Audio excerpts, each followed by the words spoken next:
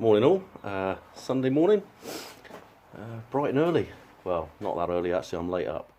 I fed my pheasant. He was there waiting for me when I came out this morning. I'm still half asleep, but never mind.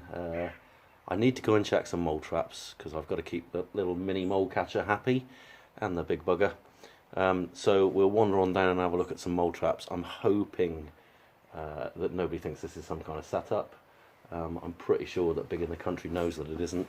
I haven't been anywhere yet, so we'll go and have a look and we'll see. And I'll just temper that by saying that in this particular field that we set a few traps in yesterday, there wasn't a lot of signs of activity, and I haven't seen a lot of fresh activity there. It was just merely an exercise in trying to get Big to use these mole traps, this particular type of mole trap that he wasn't used to using. So hopefully we'll have a few. We might have one or two. If we haven't, but this is an honest, straight up video recording. So off we go, see you in a bit. Just in case there's any doubt, one set of footprints across the fresh, dewy grass there, just to prove it. Off we go down over the river, which has dropped a little bit, I hope, from yesterday, and we'll have a look at some. River's still a bit busy. There we go, splish splosh.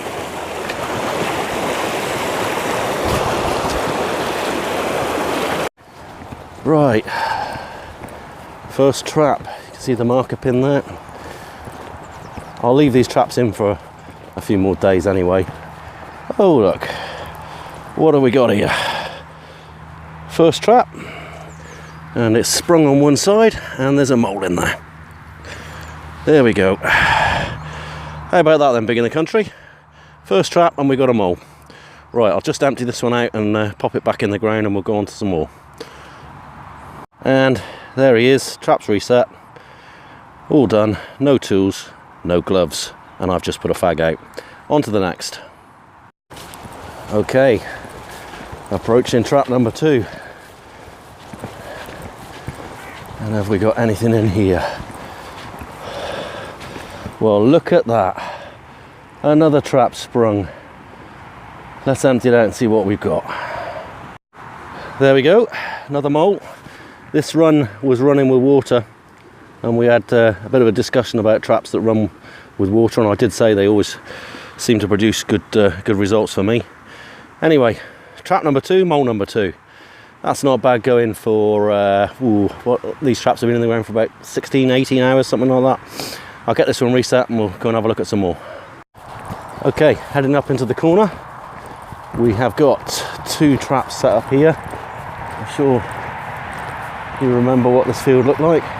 We're right beside the road here, so apologies about the noise. Pretty pleased with the results so far. I haven't set a mole trap for over 2 years. Funny how you always seem to remember how to do these things. Let's see what we got. Got one there. We'll do them in the order that we set them though. So this is the 3rd trap we're just walking up on. No fixes here. This trap has sprung and it's blocked. Shock horror. Me, a professional mole catcher for all those years, and I've got a block trap. It happens. That's one of those things. Nice little run though, and what it does tell us is that there is definitely a mole running there. So I'm going to reset this one because I haven't brought any tailpacks down with me. If this one is blocked again, and I can see one of the problems straight off. Not sure if you can see that on film. There's a little bit of a step down to where the trap is. Obviously, that's poor setting by me. Anyway, I'm going to pop this Duffus back in.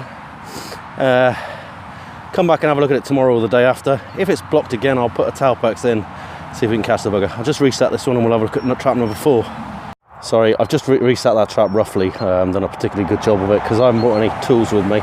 I'd have liked to have flattened off that run a bit more and make it a bit better. The other thing you can do sometimes if you've got a blocker like that, you can put a tailpacks in, which is a good way of catching the buggers. The other thing you can do is to scrap that trap location and move further back the run. If I moved up here somewhere, and you can see it's not very obvious mole activity here, but the fact that we've got a sprung trap means that, you know, it's definitely in use. Thing is, we might have picked that blocking mole up on the next trap, which is only just here. So we'll go and have a look at that one. I haven't actually looked at it yet, even though I walked past it because I'm half asleep. And that one hasn't gone off at all. So clearly we have got a mole here in this corner working, we know that. So when I come down tomorrow and have a look at it, I'll bring a Telpex with me and I'll bring my probe with me and have a little bit of a better play. So far we've checked 4 traps and we've got 2 moles. Next traps are over there somewhere, so we'll go and have a look at those. Here we go then. Final 2 traps in this field, and I think that Big in the Country set both of these on his own. I might have stood over him and criticised a bit, but anyway. Here's the first one. He's not sprung. Nothing in there. Sorry, Biggie. On to the last. Trap number 6, which Biggie definitely set. Oops, sorry about that, mate. Nothing in that one either. Anyway, you might be wondering why with these traps that I'm just checking, I'm not actually lifting them out to make sure they're not plugged or anything. And it's a fair question. I always think the less disturbance you make in the area you're trapping, the better, really. The fact that these traps haven't gone off in this 18 hours doesn't mean that they won't. There's still a chance they'll catch. And when we check them, I might check them once more and then lift them, and then leave them a few days and lift them.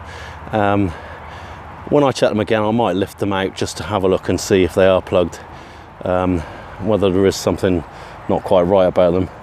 But anyway, 6 traps set, 2 moles caught. Not very good by my old standards, but given the fact that it was 2 of us and the little fella wandering around here trapping, pretty poor activity, that's not too bad. Proved the point anyway. And there we go. There's the 2 moles nicely tucked into my pocket, so you can show the little man them, Biggie, if you want. No white ones though. Anyway, I'll be off, do a bit of editing, cobble all these little bits of video together, put this up on YouTube later on, so then you can admire your mole catching prowess. Laters, people. Laters.